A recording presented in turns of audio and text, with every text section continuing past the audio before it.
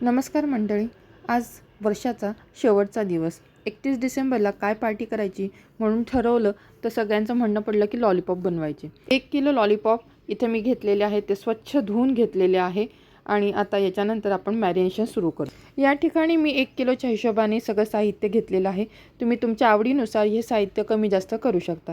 या ठिकाणी मी 1 टेबलस्पून आलं लसूण पेस्ट घेतलेली आहे, 2 टीस्पून व्हिनेगर घेतलेला आहे, 2 टीस्पून सोया सॉस घेतलेला आहे आणि यातच मसाल्यातल्या चमचा जो छोटा चमचा असतो तेवढं भरून मी हळद घेतलेली आहे.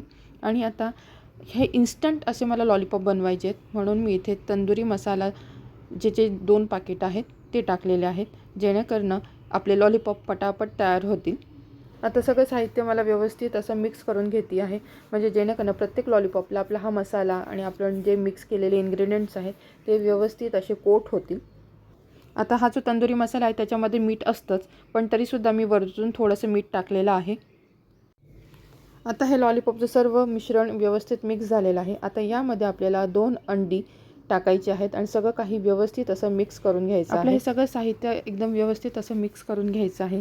आता जर तुम्हाला वेळ असेल लॉलीपॉप बनवायला तर जर तुम्ही 24 तासापेक्षा जास्त वेळ हे मॅरिनेट करून ठेवले तर याची टेस्ट खूप सुंदर लागते.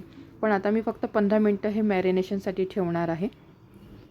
हे बघा, आपला मसाला प्रत्येक लॉलीपॉपला एकदम व्यवस्थित असा लागलेला आहे आणि मी इथं रेडीमेड तंदूर मसाला यूज केलेला आहे, त्याच्यामुळे मी याच्यामध्ये एक्स्ट्रा असं कॉर्नफ्लॉवर मैदा असं काही टाकलेलं नाही आहे. आता आपल्याला याला तेलामध्ये फ्राय करून घ्यायचं आहे.